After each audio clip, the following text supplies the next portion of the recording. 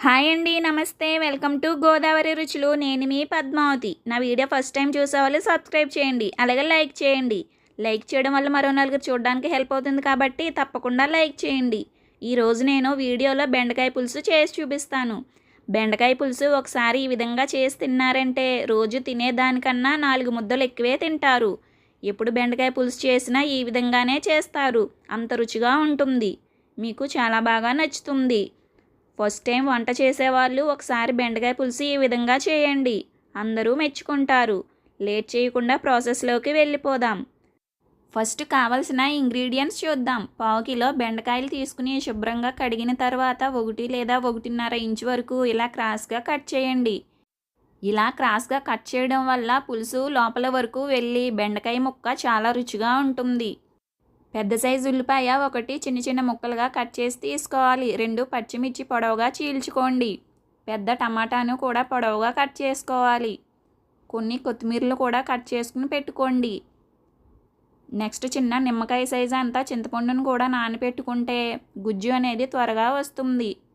Next stove on చేసి pan పెట్టుకుని 2-3 table స్పూన్ల ఆయిల్ వేసుకోవాలి. ఆయిల్ హీట్ అయిన తర్వాత పోపు దినుసులు వేసుకుందాం. కొన్ని కరివేపాకులు, 1 ఎండుమిర్చి, కొద్దిగా జీలకర్ర, ఆవాలు వేసుకోవాలి.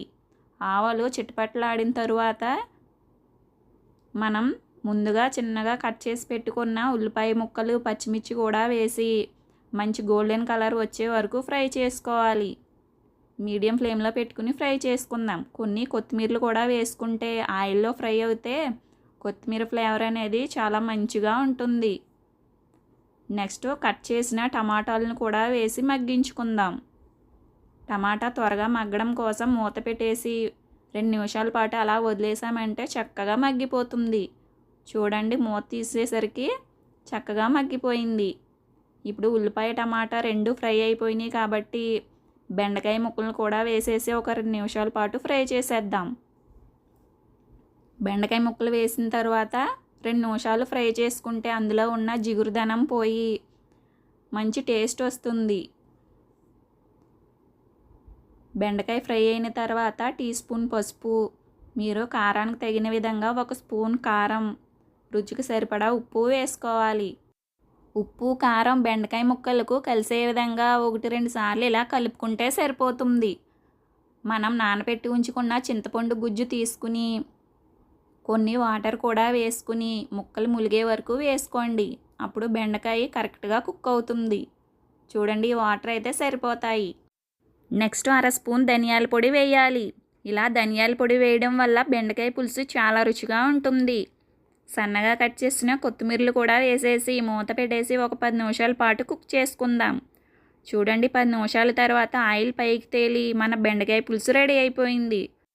చూడండి, బెండకాయ ముక్క కరెక్ట్గా కుక్ అయిపోయింది. పులుసు కూడా కరెక్ట్ కన్సిస్టెన్సీలో ఉంది. చూసారు కదా, చాలా సింపుల్గా చేసేసాం బెండకాయ పులుసు. టేస్ట్ కూడా సూపర్గా ఉంటుంది. అంతేనండి, ఎంతో రుచిగా ఉండే బెండకాయ పులుసు రెడీ అయిపోయింది. మీరు కూడా ట్రై చేయండి. రుచిగా బెండకాయ పులుసు కావాలంటే ఎందుకు ట్రై చేయరు చెప్పండి? మీరు చేస్తారు. చేశాక ఎలా వచ్చిందో కామెంట్ బాక్స్లో పిన్ చేయడం మర్చిపోవద్దు. నా వీడియో కనుక మీకు నచ్చినట్లయితే లైక్ చేయండి. మీ ఫ్రెండ్స్ అండ్ ఫ్యామిలీ మెంబర్స్కి షేర్ చేయండి. Thank you for watching.